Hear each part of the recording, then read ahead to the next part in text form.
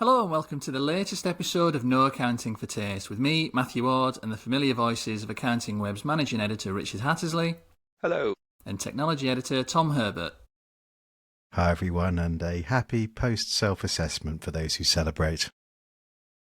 Well, it's a flawless segue, that, Tom, because Richard, you're going to kick us off this week. We've very recently said goodbye to self-assessment, so it seems as appropriate a time as any to see how accountants have fared.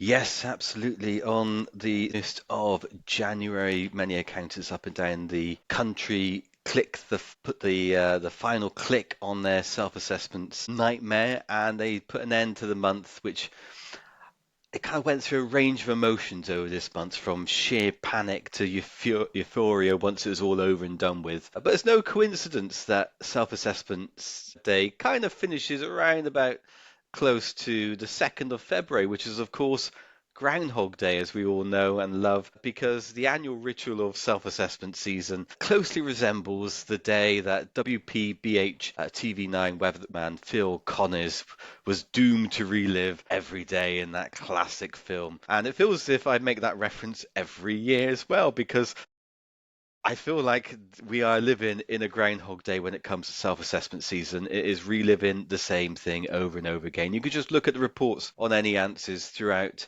that final day of self-assessment season, where you had accountants still churning through the tax returns and receiving visits from clients, leaving it till the 11th hour.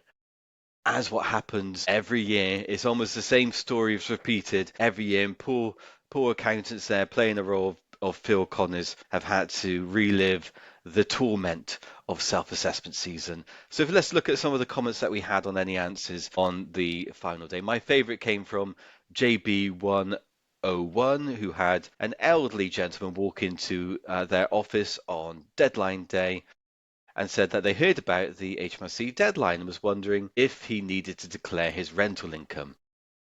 He has been receiving this for 6 years, but assumed HMRC would automatically be notified. He'd be notified by HMRC about the income. So he agreed to come back next week and accepted he'd missed the deadline, although there's still debate in the comments section about what deadline he's actually missed over the course of those 6 years. And then you had Paul Winter Dragon, regular on the site, who reported that a colleague of his had to step out to the car park to meet a client who was dropping off their books at the absolutely astounding time of 4 p.m. on the 31st of January. Some amazing scenes, and these stories were shared after the event of how January continues to be this nightmare for accountants, as Lord Burnside said. I thought I was ahead of the game until the few stragglers decided to ring me constantly, and I ended up jumping from one tax return to another. The usual culprits, the usual excuses, and dare I say, it feels again like the usual self-assessment season. Again by Paul D. Eartheron, who said, this year was tougher than recent years with the changes for basis period reform, and despite best efforts and planning towards it for a couple of years, a number of completely unforeseen factors managed to rear their heads, foiling best laid plans. So again, the same lessons are learned every year, but it feels like the same problems never go away. We are, as I said, reliving that Groundhog Day, and I will probably be saying the same thing next year. Now, dare I ask, Richard, but you'd think after all these years everybody would probably be aware of the deadline. I mean, you'd think that, wouldn't you? I mean, 31st of Jan, it's not a new deadline which has suddenly been foisted upon people. But if you look at the stats every year, HMRC releases the stats of how many people have missed the deadline, and this past self-assessment season, out of the 12 million returns expected, an estimated 1.1 million taxpayers missed that deadline. Now, this number may sound familiar. The reason is because it's not too far dissimilar to the number last year, where uh, around about 1 million missed the deadline. So this year, 1.1 million. Last year, around about 1 million again. In 2023, we kind of thought taxpayers back there actually got to grips with the deadline when only 600,000 missed the deadline. But how wrong we were. That was just an anomaly. The year prior, over 2 million missed the deadline, although there may be a reason for that because the previous year there was various different extensions due to COVID, so perhaps people were kind of thinking that there was a new deadline. It was the 28th of February. So if we look then back to the year before, where again 958,000 missed the deadline, and the year before that 1 million missed the deadline. Again, it's all kind of familiar, isn't it? All feels a bit futile that around about 1 million are going to miss the deadline every year. The big question is, do we think it's the same 1 million taxpayers that keep missing a deadline? It could be, who knows? Or maybe they just pass it on to the next taxpayers as they retire and stop having to submit their tax returns. Perhaps they just pass it on to someone else and it continues from there. But maybe this time next year, I'll wager 1 million will also miss the deadline and we could maybe keep going again for that. I mean, chaps, do you think there's any particular reasons why it's always constantly 1 million, Tom? Look, I mean, it's funny, going back to the old bloke with the rental income you mentioned, your member mentioned at the beginning there, people kind of assume that these systems link up. I mean, people don't know how government tax systems work. They don't care. And so actually they kind of just assume, oh, well, the bank will let them know, or some magical tax elf will get the information across. They don't know. They just imagine that this information will land in it. I mean, particularly around things like the high income child benefit charge, for example, where you're supposed to sort of keep track of this particular tax threshold. That's a niche example, but it just goes to show that actually people don't keep as close a records as they do. Thank goodness for PAYE in some respects, because otherwise it'd be a complete bloodbath. But I mean, I guess when you're comparing this system with one in America, where literally everyone is responsible for filing their own tax returns, whether they're in employment or self-employment, I don't know. Maybe it makes them take more responsibility. I mean, that's an interesting point about the high income child benefit charge. The amount of people that you see go through the tax tribunals trying to claim a reasonable excuse. It feels as if the tribunal's been clogged up by people who have fell a cropper due to that one. And also there's the fiscal drag, the thresholds have changed. More people have been dragged in and they haven't realised that they had to do a return. There's also those people who don't earn enough in order to pay tax, but they still have to file a tax return, and they may automatically assume, I don't have to file one, I don't pay any tax, why do I have to file a return? And those poor people are still slapped with £100 fine on top of that as well. I think the long-winded point I was trying to make earlier, I think it comes down to education. People just don't know enough, and bodies like ATT or CIOT try their best to get these materials out into the ether. HMRC sort of stepped up their SaaS game on social media. The Luke Littler post last year, breaking news, person pays income tax. That was quite funny, actually. I had no problem with that. But, it's one of those things. They can only do so much. And, I think this stuff needs to be embedded, from the ground up, that people are aware that there is a tax system and they have to take some level of responsibility. The other part of it as well is that there's that £100 fine as well, isn't there? Now, at that point where you've got this £100 fine, is that kind of enough enough of a deterrent? Is that enough to get people to put their tax returns in early rather than get slapped with a fine? But then there's the counter argument that if these people have got a big tax bill to pay anyway, a £100 fine isn't really going to do much in order to push people to file before the 31st. It's quite a remarkable stat, though, isn't it? I mean, the whatever it is, 58,000 who missed the deadline. It's the thick end of £100 million just from one tax deadline. I mean, obviously, on this podcast, none of us are cynical people. It's not a cynical podcast, but you might think a cynic might say, "Why would HMRC change it?" Yeah, that's interesting. I think with HMRC's take on it as well, their list of things to do and things to get better and things to get right is probably quite long now. And if this is one thing that does stay the same, like you say, Tom, there's going to be that huge amount of money coming in every year. It's probably quite far down the list, I think, so far as things they'd want to change. What in this situation, Richard, can accountants do? You know, it's happening year on year on year. We've talked there about what the bodies can do, but what's the accountants take? But certainly for the 1 million, I suspect a majority of these late filers are unrepresented taxpayers. I think a lot of them are like like someone who, one of the people we discussed before, someone who maybe doesn't pay tax. Maybe they didn't think that they had to file a return because of that. I mean, one or two it probably is to do because they're represented by an accountant, but they're just frankly not giving their information over in a timely manner.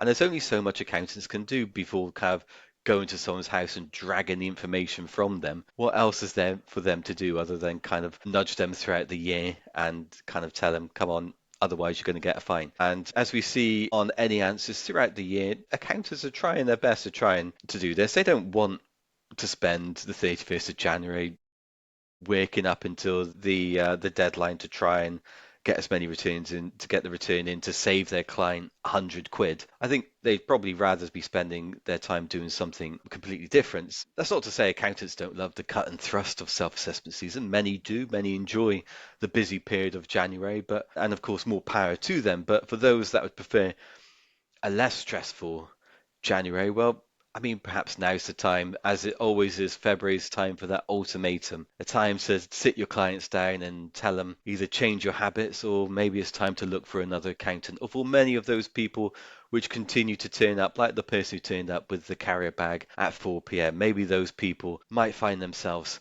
on that list for many accountants to give them maybe that harsh conversation in February that maybe it's now time that they look for a new accountant, because who wants to be doing that? But maybe that's the way to break the Groundhog Day loop and change things for the better. If you genuinely want the change, I think there's lots of options available. If you're going to be making that change and you finally feel pushed over the edge, maybe you could break that loop by coming along to the Festival of Accounting and Bookkeeping, where you could put some of these new plans into action and hear from a great number of speakers about how you can scale your practice, how you can do what you need to do, and of course, how you can maybe have some of those challenging conversations with clients. And maybe even tech might play a role in how you can change your processes for next year, and then that can maybe help January to be a little bit more smoother next year. But of course, as we said at the beginning, self-assessment season is the Groundhog Day of accountancy, and stay tuned for this time next year where I will repeat the exact same segment on self-assessment season, word for word, and write it in now, folks. 1 million will probably miss the deadline next year. Thanks as ever for the annual insight there, Richard. Tom, you've got a Company's House fairy tale for us. Thank you, Matt. Yes, are you sitting comfortably, listeners? Let me tell you a tale of wonder all about the UK Company Register. So yes, the Company's House Register is supposed to be a public record of information about UK limited companies. It's supposed to contain things like annual accounts, information about who controls the companies, details of the company's directors, etc. However, in practice, the register is a fairy story so unrealistic that the Brothers Grimm would have rejected it outright for being too far-fetched. So you've got companies claiming to have billions of pounds on the balance sheets, trading out of terraced houses in Bolton, long dead fascist dictators listed as company directors, companies publishing accounts that say they're audited but the auditor has never heard of them, companies claiming to be banks when they've got no authority to do so, that they've just registered on Company's House and said they're a bank.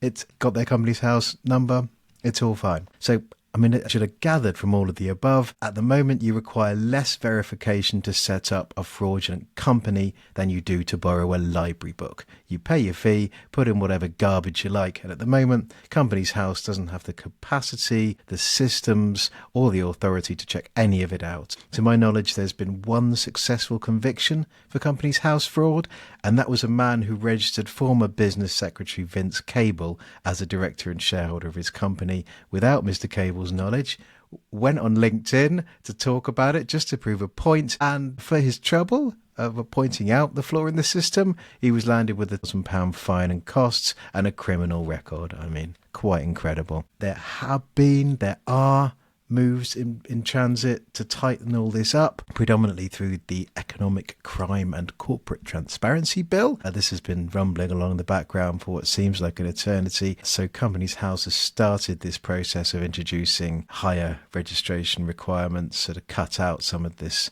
blatant abuse of the register. So things like requiring ID to register a new company, the ability to remove Companies House to remove inaccurate rather than inconsistent information, which I cannot believe they didn't have before, eliminating the use of PO boxes as registered office addresses, and requiring registered email addresses to provide, I'm going to read this one, a more secure and traceable communication channel. Are you listening at the back, HMRC? Anyway, to pay for all this, registration fees have gone up from £10 to £50. Confirmation statements up £13 to £34. You get the idea. Given that 900,000 new companies were registered in 2023, and there are more than 5 million companies on the register, this seems like a pretty decent war chest to tighten things up a bit. Some fascinating and borderline unbelievable stats there, Tom. Does this fairy tale have a happy ending for accountants? Well, accountants, got some good news and some bad news. Actually, it's only bad news. I just thought the good news might soften the blow a bit. You know, if you file accounts or confirmation statements, if you register new companies or do anything on a client's behalf at Companies House, you're going to have to register as an ACSP. That's actually the Village People's follow-up to YMCA. It didn't make the charts. But no, CSP stands for Authorised Corporate Service Provider. You've forgotten it already, haven't you, listener? So you pay a one-off fee of £55 for the privilege, and you also have to prove that you're registered with an anti-money laundering body, which accountants should be anyway. So what does an ACSP do, I hear you cry? Well, along with filing on others' behalf, you also need to carry out identity checks for clients with Companies House. Once you've registered on a new system, you'll get a new digital account and unique identity number as an ACSP, and this will allow you to file information and complete ID verification for your clients. So that's whether you use this new Companies House system directly or whether you're using a third-party filing system like accounts production software or company secretarial tools. So when does this come into effect, Tom? What's the dates people need to know? So I guess the headline is from 25th of February 2025. Time of recording in 20 days. The new system will open its doors for early access, where CSPs can register on the new gov.uk one login system that's being rolled out that will eventually replace the government gateway.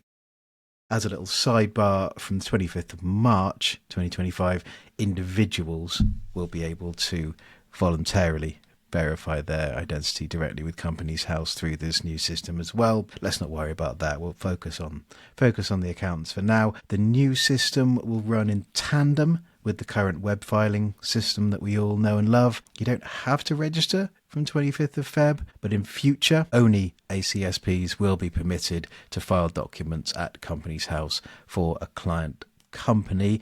An official date for this full mandation of the rule change and the switch off of the old system hasn't been confirmed yet, but I understand it could be as soon as spring 2026. So the eagle ear, is that a thing amongst our listeners? Will notice that this is also roughly the same time as the current Making Tax Digital for Income Tax mandation date, which I'd go so far as to describe as not ideal in terms of accountants' workload. So yeah. Same month as the mandation of payrolling of benefits as well, I think, which is April 2026 as well. So incredible. Is it a good time to mention I'm on holiday then? Declined. No. Yeah. And Just incidentally, Companies House will be at the Festival of Accounting and Bookkeeping, 12th and 13th of March at the Birmingham NEC. So get your tickets at fab.uk. Do you think these changes, Tom, are they going to have the desired effect? I think it comes down to how Companies House executes this. I mean, if we start to see the number of rogue operators cut down, if successful prosecutions are brought, if fraudulent information is consistently removed from the record, yeah, it'll be a success. I mean, just incidentally, if you stopped 100 people in the street and asked them how they thought company registrations worked and how they were scrutinised, I reckon 99 of them would be absolutely astonished at how loosey-goosey it all is. So, to be honest, I mean, this is just bringing things up to an acceptable standard. But from an accountant perspective, the reaction has been mixed. And when I say mixed, I mean furious. I wrote about these changes for Accounting Web last week, link in the show notes. I mean, let's take a few sample comments here. More money for nothing, more admin red tape, another fee, money for old rope. What's the point in this? We already pay our accounting bodies or HMRC to cover ourselves for AML. And the last comment, I think, is perhaps most telling. For accountants, you're already regulated, ID checked and AML'd to within an inch of your life. And so while the new system has overall benefits that I've mentioned before, it doesn't really improve accountants' working lives one bit. In fact, it adds more burden. You know, if it was just one thing, if it was just this Companies House thing, then they might be able to just suck this one up. But I think the outcry it's just a sort of cumulative, really, that all these changes that we mentioned earlier, the MTDs and payrolling benefits of this world, it's just like, oh, not another one. I mean, there is one thing Companies House could really do to help, and that's to transfer accounting firms' existing client details from the old system across to the new ACSP account. So rather than having to re-put all the relevant data and verify all the details. Otherwise, it would just be adding insult to injury, and we end up with a system like these two agent accounts that are running parallel. Well, thanks for the deep dive, Tom. An instant classic of a fairy tale, I'd say, and it'll be interesting to see how that all plays out in the near future. I want to see us out this week with a look at what the journey to the boardroom is like ahead of the Route to CEO CFO session at the Festival of Accounting and Bookkeeping taking place on the 12th and 13th of March in Birmingham. I spoke to Julian Lee, Emma Seymour and Patrick Villanova about the ups and downs of how they got to where they are. And one of the points that came up a lot is the shift in the industry and that CFOs now have to deliver across all aspects of the operation. Villanova said he would encourage an aspiring CFO to embed themselves in the operations of the business as much as possible, understand what is truly driving outcomes beyond numbers or metrics on a page. Seymour spoke about the hurdles she's faced on her journey, but noted that she tries to focus on the learnings, reiterating that point from Villanova that you need to develop strong cross-functional experience from finance right through to the operations of a business to better anticipate challenges. She added, of course, being technically proficient is important, but learning how the business works as a whole while building presence and followership is essential to being an effective CFO. So it's that little bit of everything. The rules kind of changed a lot over recent years as things have developed alongside it, and you're not going into it anymore just having to do the kind of very basic aspects of how a finance function works. There's so much more to it now. Lee highlighted that while many foundational challenges remain, the landscape has certainly evolved. Today the role is no longer just about looking after financials or supporting the CEO with strategy, he said. Aspiring CFOs in the payment space need a deeper understanding of AI and automation, as these technologies are increasingly essential for streamlining processes, enabling data-driven decision-making and freeing up time for strategic activities. And I guess, Tom, with the continuous advancements in tech, that's a role that may continue to evolve at pace. As much as it looks very different now than it did a few years ago, 3 or 4 years' time, it probably will look different again. Yeah, and I think it does involve busting stereotypes and sort of moving on. In the past, we always had this perception at boardroom level where the CEO is this kind of buccaneering entrepreneur who's moving fast and breaking things, and the CFO has this steady as she goes character holding them back, the voice of reason, as it were. Whereas now, I think the CFO needs to be a bit more of an all-rounder. They need to be. It's not Nigel in the corner office with his spreadsheets. It's a sort of whole business overlook type affair, and I think that ties in as well to where we've seen the tech go. The accounting system was kind of a bolt-on to these overall sort of ERP or sort of larger business systems, whereas now with a lot of these new systems, it is the finance system as the overall driver of the business, as it were, and everything sort of bolts in around that. So it definitely is, you need more of an overview of that business to see how the data flows in, because if the data, whether that's financial or non-financial, isn't right or isn't lining up in the correct way, then you're not going to be able to make the most of all these fancy new whiz-bang AI tools. And it feels, Richard, as well, like you just need these days to have quite a few strings to your bow, don't you? It must be difficult in a way to be learning how to do a role that is just kind of constantly changing. You have to pick up everything that you can. Looking at the accounting excellence research over the past year, looking at the short list of finalists, one of the main trends coming from that was the idea that the evolving role of the CFO means that you're not, as Tom said, not just the person in the back office fiddling with the numbers.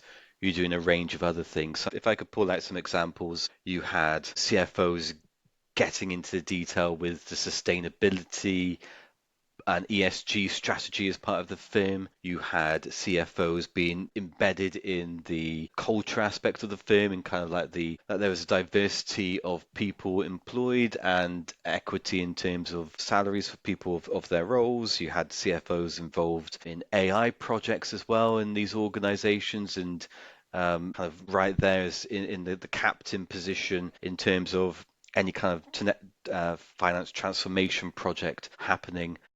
I think there was one finalist who was also tasked with a marketing position in the organization. So there's an awful lot of stuff which is heaped in their direction, and they're operating, as you would imagine, like any C-suite executive, to kind of have a look over just a whole load of stuff rather than just their own section, to have their eyes on quite a lot of stuff. It is just the evolving role of the CFO these days. Then it is as it's become quite as a bit of a stereotype these days. But they're often seen as that co-pilot to the CEO, and you see many people as part of that of their career journey hop from becoming CFO into the CEO throne as well afterwards, because of all the various different skills they picked up. Yeah, I mean, I'd like to point listeners in the direction of a really good column that Kevin Phillips over at ID wrote for us fairly recently, where he was talking about this sort of new business environment of constant change and having to remain, without going all Carol Dweck on you, remain sort of growth mindset orientated, remain sort of resilient and sort of looking to constantly evaluate, constantly change. So, he was talking about that. Did you remember that famous business book about 10 or 15 years ago, Who Moved My Cheese? And I think that was around like traditional bricks and mortar businesses being disrupted by the internet. I don't know, Netflix moved Blockbuster's cheese, for example, and they just didn't adapt to that very well. Whereas, I mean, that was just one, we're just going from bricks and mortar to internet. We can do that, and now the internet's going to remain the same forever. That's just not true, because we're just being constantly buffeted by economic, political, regulatory, environmental, all these different changes that business leaders are having to deal with and strategize around. So, yeah, I think there's a definite mindset around that as well, and I think it's changing the types of people that are coming into these CFO roles as well. Now I fancy some cheese. Is there a moment of the day where any of us really don't fancy any cheese? Let's be honest. There's always a hankering. Well, as mentioned, it's a topic that'll be explored in more detail at the Festival of Accounting and Bookkeeping on the 12th and 13th of March in Birmingham. For free tickets, get yourselves to fab.uk. That's all we've got time for today. Join us on the next episode of No Accounting for Taste for a roundup of all the big goings on. But until then, take care.